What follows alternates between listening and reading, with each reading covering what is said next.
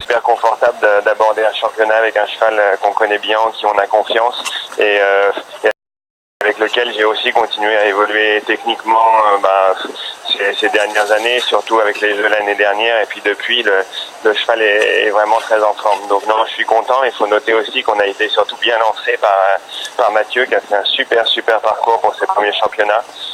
C'était assez compliqué. Il partait en début d'épreuve. Il voyait qu'il y avait des fautes un peu partout. Et je trouve qu'il a à la fois monté très bien. Son cheval était super. Et avec un chrono qui nous permettait déjà d'être un peu à l'abri. Pourquoi ce double en dernière ligne est-il si difficile, Kevin? Quelle est la vraie difficulté technique? Écoutez, je pense que c'était vraiment un jeu d'ombre au début. Parce que dès les premiers cavaliers, tout le monde sentait que c'était un peu la difficulté du parcours et les couples essayaient de l'aborder différemment, ça changeait rien.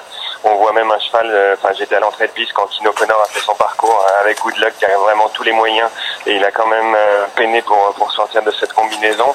Donc à part les ombres, je vois pas grand chose. Quand on a reconnu la piste ce matin, on trouvait que c'était pour un premier jour très aéré, quand même une bonne technicité, pas très gros, mais en tout cas on sentait qu'il allait y avoir des fautes, mais peut-être pas autant que ça a provoqué. Ce qui a fait que c'est un parcours assez long, il y a un ou deux demi-tours dans le parcours, on voit que la rivière en milieu d'épreuve se passe pas très bien, ce qui peut déstabiliser certains couples. Et voilà, sinon à part les ombres, je vois pas trop la raison, peut-être parce que les cavaliers écartent pas mal et ne prennent pas trop de risques sur cette dernière combinaison, mais malgré ça on voit des fautes un peu à l'entrée, au milieu, à la sortie, et des fautes quand même assez importantes. Deux mots, bravo et merci. Et on vous suit évidemment. Bravo Kevin Stott, bravo, Kevin. Merci beaucoup.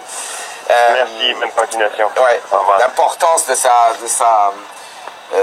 son leadership à ce cavalier, du mouvement qu'il donne à la France, c'est absolument incroyable. Et c'est intéressant d'entendre le Français dire que c'est vrai que souvent ils ont raté un tout petit peu leur début, et puis après ils donnaient le meilleur d'eux-mêmes dans la deuxième manche des Coupes des Nations par exemple.